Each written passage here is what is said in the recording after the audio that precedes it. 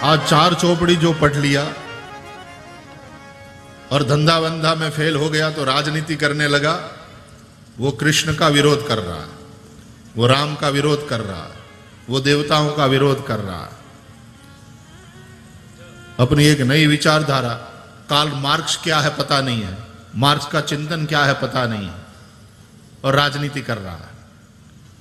वो जातिगत राजनीति, वो आजकल तो भी वो विचार और सिद्धांतों की राजनीति भी नहीं रही है, केवल सत्ता की राजनीति हो गई।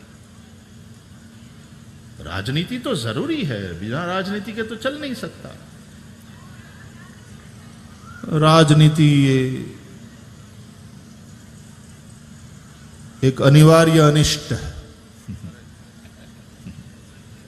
आई एम सॉरी टू से दिस, लेकिन कड़वा सत्य यह है कि राजनीति आज के समय का अनिवार्य अनिष्ट है।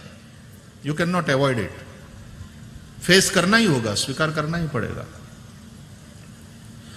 और आजकल की राजनीति समाधान पर आधारित नहीं है। समाधान के लिए कोई थोड़ी नेता बनता। राजनीतिज्ञों की खुराक है समस्या, उस समस्या पर ही इनका अस्तित्व आधारित होता है। समस्या ही ना हो, प्रॉब्लम नहीं हो, तो फिर नेताओं की जरूरत ही क्या है। इसलिए यदि समस्या ना हो तो नेता खड़ी करते हैं।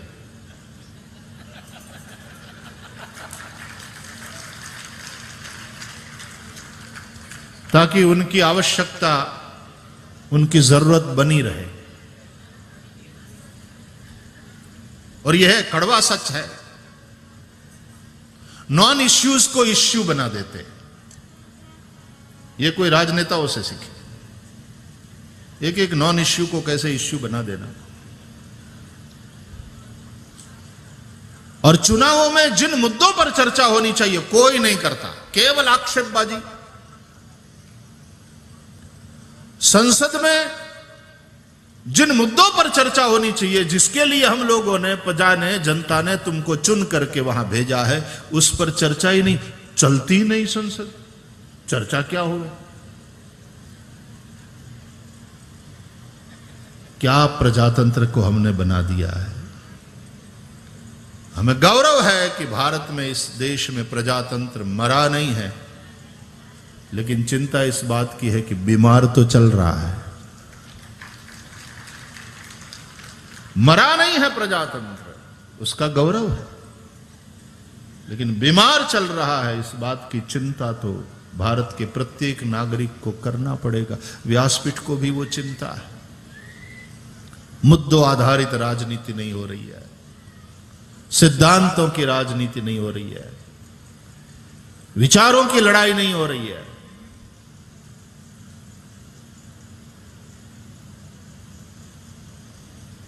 तो एक अनिवार्य अनिष्ट है, क्या करिएगा। You have to face it, you have to accept it. और श्रीमद् भागवत में मैं फिर से कहता हूं, सभी चर्चा है राजनीतिक व्यवस्था कैसी होनी चाहिए। शासन व्यवस्था धर्म निरपेक्ष हो कि धर्म सापेक्ष, ये पृथु चरित्र से आप सीखिए। हमारी तकलीफ क्या है पता है? हम परंपरावादी जो लोग हैं, हमको भागवत की कथा भी बस केवल कथा, स्टोरी, वार्ता, उससे मिलने वाला संदेश, उससे हमारा कोई लेना देना नहीं।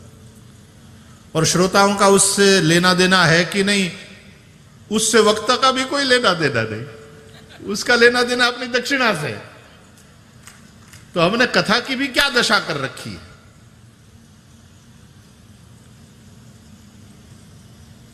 हम इतना जो पैसा लगा रहे हैं, इतना समय लगा रहे हैं, इतनी शक्ति लगा रहे हैं, इट्स एन इन्वेस्टमेंट, और उसका रिटर्न मिलना चाहिए।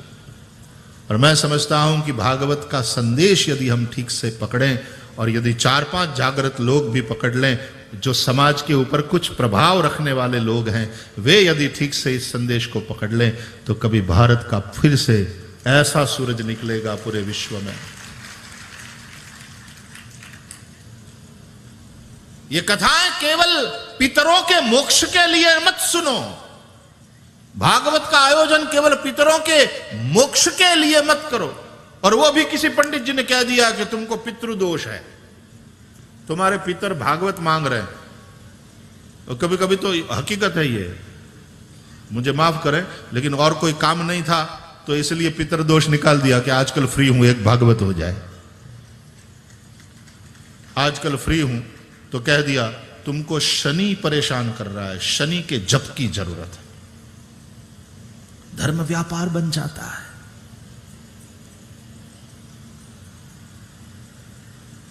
ज्योतिष शास्त्र है और ज्योतिष वेद का एक अंग है।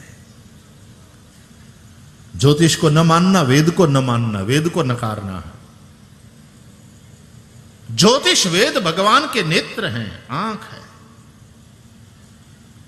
और ज्योतिष का गणित पक्ष परफेक्ट, लेकिन फलादेश सबके बस की बात नहीं साहब। कम से कम 1000 कुंडली का जब तक अभ्यास न कर लें तब तक फलादेश करने का अधिकार ही नहीं है किसी को ज्योतिष में।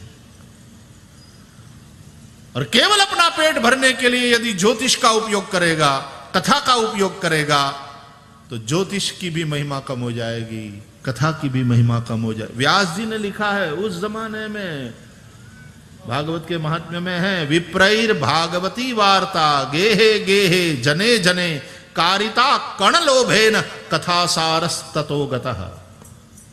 कथावाचकों ने नाम, कीर्ति और दाम, पैसे, उसके लोभ से कथा बांचना शुरू कर दिया। उसी दृष्टि से तब से कथा का सार खत्म हुआ, कथा की महिमा कम हो गई।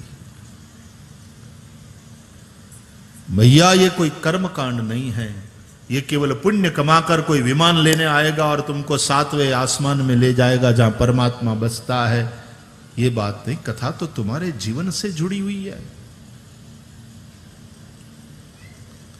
प्यास तुम्हारी वर्तमान में है तो पानी की उपयोगिता वर्तमान में, पियो। ये कथा गंगा का जल है।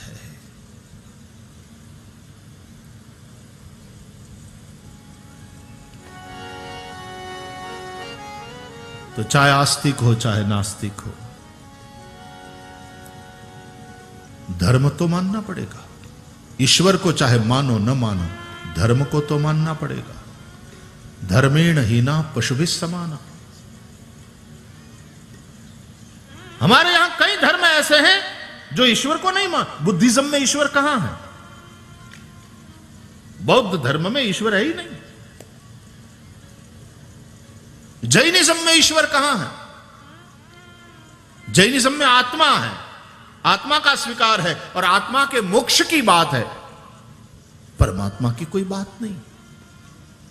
इसलिए जैन परंपरा में परमात्मा के अवतार की बात नहीं, लेकिन जिसने अपनी आत्मा को तपस्या के द्वारा और इतना वो बना दिया, तीर्थंकर हो गए, तीर्थंकरों की कथा है। जैनिज्म में 24 तीर्थंकर है, वैष्णविज्म में 24 अवतार है, क्योंकि वो ईश्वर का स्वीकार करते हैं, तो ईश्वर के अवतार की बात। जैनिज्म में ईश्वर का स्वीकार ही नहीं है, आत्मा का स्वीकार है। इसलिए मोक्ष की बात है, तीर्थंकरों की बात है। और बुद्धिज्म में तो आत्मा का भी स्वीकार नहीं है, न परमात्मा का स्वीकार, न आत्मा का स्वीकार।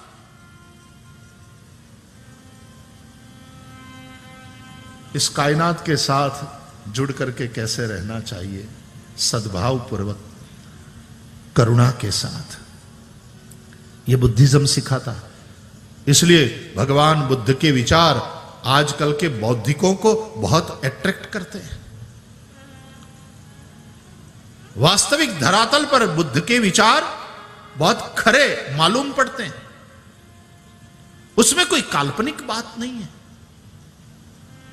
उसमें कोई परलोक की बात नहीं है, उसमें कोई वैकुंठ या साकेत धाम जाने की बात नहीं है,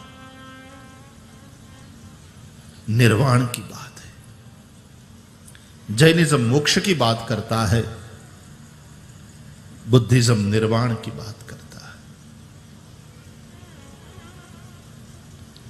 न कोई जाति भेद, न कोई लिंग भेद। गौतम बुद्ध ने एक नया रास्ता बताया, एक नया संदेश दिया जो करुणा का संदेश है। जैनिज्म में अहिंसा का महत्व माना गया, बुद्धिज्म में करुणा। राम के चरित्र में मर्यादा और कृष्ण के चरित्र में प्रेम।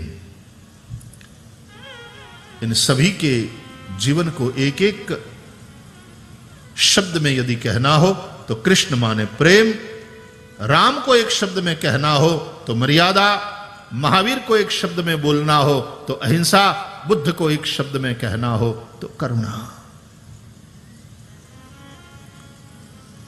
लेकिन यह धर्म है, बौद्ध धर्म। तुम ईश्वर को मानो न मानो, धर्म को तो मानना पड़ेगा। बिना धर्म के मनुष्य पशु बन जाएगा, पशु भी नहीं, पशु से हीन बन जाएगा। कहा तो गया है धर्मेण हीना पशुवे समाना, लेकिन धर्म से हीन पशु से भी बदतर हो जाता है। तुमने देखा पशु बलात्कार नहीं करते, कभी तुमने सुना पशु में बलात्कार हुआ? और मनुष्य तो गया गुजरा ऐसा हो जाता है, धर्म से हीन छोटी बच्चियों पर बलात्कार करता है, 7-8 साल की बच्ची पर रेप। ये क्या विकृति है? ये तो पशु से भी गया गुजरा हो गया। इसलिए धर्म चाहिए। धर्म मनुष्य के लिए है।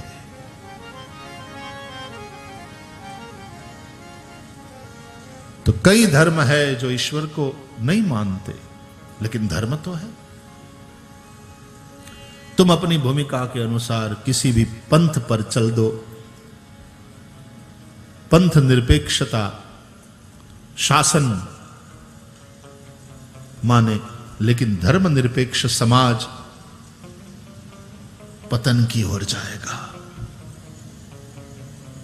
धर्म को तो मानना पड़ेगा, धर्म का स्वीकार करना पड़ेगा। इसलिए श्रीमद् भागवत में जो धर्म है वो भागवत धर्म है, और उसकी भी यूनिवर्सलिटी बरकरार है।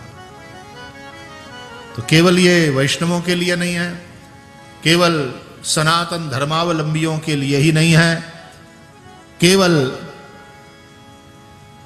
आस्तिकों के लिए ही नहीं है, भागवत सभी के लिए सदा सेव्या ऐसी संहिता है। सदा सेव्या, सदा सेव्या, रिपीटेडली कहा है, देखो तो बात में वजन है। सदा सेव्या, मैं फिर से कह रहा हूं, व्यास जी कहते हैं सदा सेव्या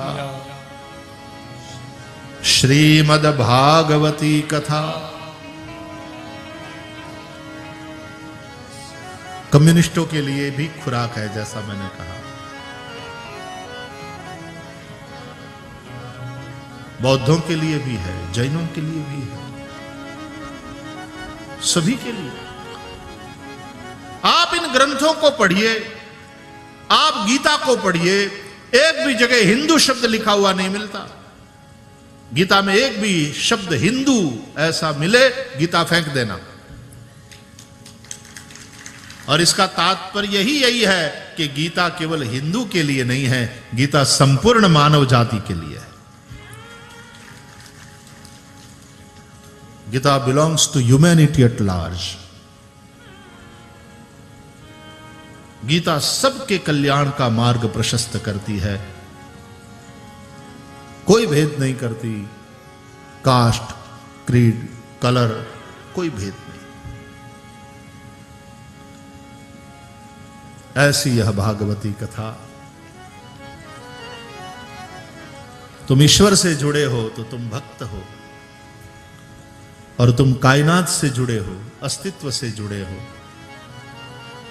और अस्तित्व की उपासना कर रहे हो तो तुम एक अच्छे इंसान हो, तुम एक सच्चे मनुष्य हो। भाषा का ही भेद है, सत्य तो वही है। तो आओ उस परम सत्य का ध्यान करते हुए हम भागवत की यात्रा करें। भागवत का मंगलाचरण भगवान वेद व्यास कहते हैं, जन्माद्यस्य यतोऽन्वयादितरतः चार्थेष्वभिघ्नस्वराट् तेने ब्रह्म हृदय आदिकवये मुह्यन्ति यत् सूरयः तेजो वारिमृदां यथा विनिमयो यत्र त्रिसर्गो मृषा धाम्ना स्वेन सदा निरस्तकुहकम् सत्यं परं धीमहि सत्यं परं धीमहि सत्यं परं धीमहि सत्यम परम धीमहि से श्रीमद् भागवत की यात्रा प्रारंभ हो रही। परम सत्य ही परमात्मा, भाव दृष्टि से हम उसी को ईश्वर कहेंगे। हम परम सत्य जो विज्ञानी हैं, जो भौतिक विज्ञान पढ़ते हैं या अन्य विज्ञान में जिनकी गति है, वो भी तो रिसर्च इसीलिए कर रहे हैं कि परम सत्य क्या है, जानना, वास्तविकता क्या है, वस्तु स्थिति क्या है, ये ब्रह्मांड किससे बना है, कब बना है, इस ब्रह्मांड की उत्पत्ति कैसे हुई। भागवत में भी उसका विचार है, किस तरह से यह सृष्टि हुई। कोई शून्य से मानता है, कोई प्रकृति का ही विस्तार मानता है, और हम लोग जैसे इस सृष्टि का अभिन्न निमित्तोपादान कारण परब्रह्म परमात्मा है ये मानते हैं। लेकिन परम सत्य क्या है, यही तो सब जानना चाहते हैं। द अल्टीमेट ट्रुथ, इस जीवन की वास्तविकता क्या है। जो भी जानना चाहें आइए भागवत के पास, क्योंकि भागवत की यात्रा है उस परम सत्य के लिए।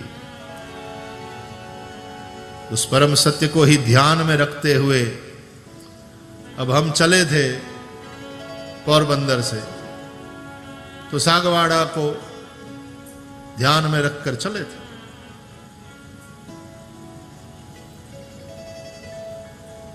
जिस किसी से पूछा, सागवाड़ा का ही रास्ता पूछा, बोले यहां होते हुए जाओ। तो होते होते होते अहमदाबाद आ गए। अहमदाबाद वालों से पूछा सागवाड़ा का रास्ता, उन्होंने कहा डूंगरपुर पहुंच जाओ। डूंगरपुर पहुंच गए, सागवाड़ा का रास्ता भैया, सागवाड़ा पहुंच ही गए। रुख किया था सागवाड़ा की ओर, तुम भी रुख तो करो परम सत्य की ओर, मार्गदर्शन मिलेगा। ऐसे जाओ, यहां पहुंचो, वहां कोई तुम्हें और आगे दिखाएगा रास्ता। भागवत की यात्रा का रुख है परम सत्य। सत्यम परम धीमहि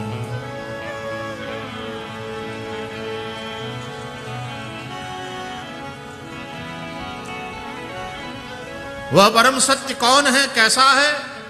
जन्माद्यस्य यतः, यह ब्रह्म सूत्र का दूसरा सूत्र है जिससे भागवत का प्रारंभ हुआ। ब्रह्म सूत्र आप जानते हैं कि प्रस्थान त्रयी में से एक। प्रस्थान त्रयी सनातन धर्म की सुप्रीम कोर्ट है।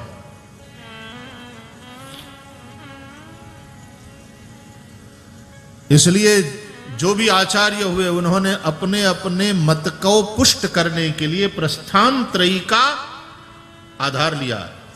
यदि प्रस्थान त्रयी का आधार नहीं है तो उसके मत को मान्य नहीं माना गया।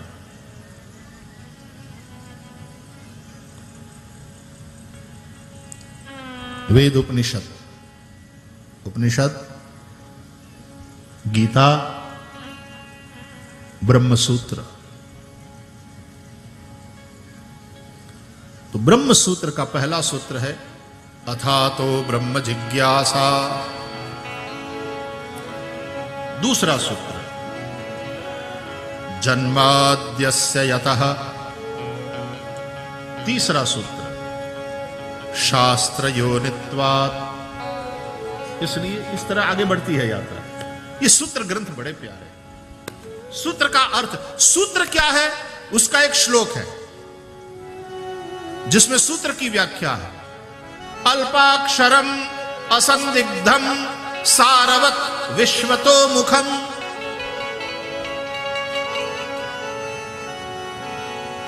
अल्पाक्षरम, कम से कम अक्षरों में जो कहा जाए, शब्दों में नहीं, कम से कम अक्षरों में। असंदिग्धम, उसमें कोई संशय ना रहे, कोई संदेह ना रहे। कम से कम अक्षरों में कहा जाए फिर भी संदेश स्पष्ट हो। The message is conveyed. कम से कम अक्षरों में सारवत होता है। अस्तोभम अनवद्यंच सूत्रम सूत्रविदो विदुः। इस श्लोक में सूत्र की व्याख्या। तो ये ब्रह्म सूत्र है। अथातो ब्रह्म जिज्ञासा जन्माद्यस्य यतः। उपनिषद में मंत्र है, उन्हीं मंत्रों के आधार पर ब्रह्म सूत्र में यह सूत्र है। मंत्र क्या है? यतो वा इमानि भूतानि जायन्ते येन जातानि जीवन्ति यत् प्रयन्ति अभिसंविशन्ति तद्विजिज्ञासस्व तद्ब्रह्मेति। ये मंत्र हुआ। और उसका सूत्र अथातो ब्रह्म जिज्ञासा शास्त्र योनित्वात् जन्माद्यस्य यतः शास्त्र योनित्वात्। इतनी बात जो कही वो विद्वानों के लिए, जो थोड़ी बहुत मैंने भी गुरु प्रसाद से जो मुझे प्रसाद मिला वो केवल, लेकिन जन साधारण आप लोगों के लिए कहूं, जन्माद्यस्य यतः का अर्थ है ये जो कुछ भी है वो जिससे उत्पन्न हुआ है। ये जो कुछ भी है वो जिसमें प्रतीत हो रहा है, दिख रहा है। ये जो कुछ भी है उसका अधिष्ठान वो है परमात्मा। और ये जो कुछ भी है अंत में जिसमें विलीन हो जाता है, जन्माद्यस्य यतः, यानी इस सृष्टि की उत्पत्ति स्थिति और लय करने वाले जो परमात्मा है वही परम सत्य है। जिनके होने से सबका होना है और जिनके होने के लिए किसी के होने की अपेक्षा नहीं है। ये जगत इसलिए है कि परमात्मा है, लेकिन परमात्मा तो बिना जगत के भी हो सकता है। अन्वयात् इतरतः च अर्थेषु अभिज्ञः स्वराट। जो स्वयं प्रकाश है वो सबको प्रकाशित करता है, लेकिन उसको प्रकाशित करने वाला कोई नहीं, वह अपने से ही प्रकाशित है। जगत प्रकाश्य प्रकाशक राम, तुलसीदास जी ने कहा। चौपाइयों में सुनो इस बात को। जग पे खन तुम देख निहारे, जग खन तुम देख निहारे, विधि हरि शंभु नचाव निहार, जग पे खन तुम देख निहारे, विधि हरि शंभु नचाव निहारे, जग पे खन तुम।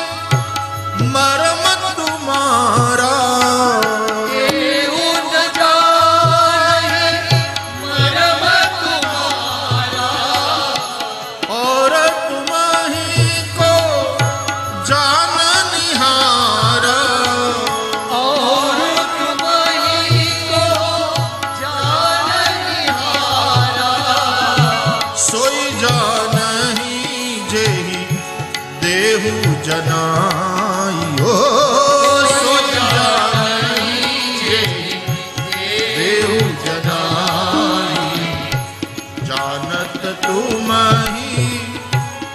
ही होई जाई, सोई जानही जे देहु जनाई, जानत तुम ही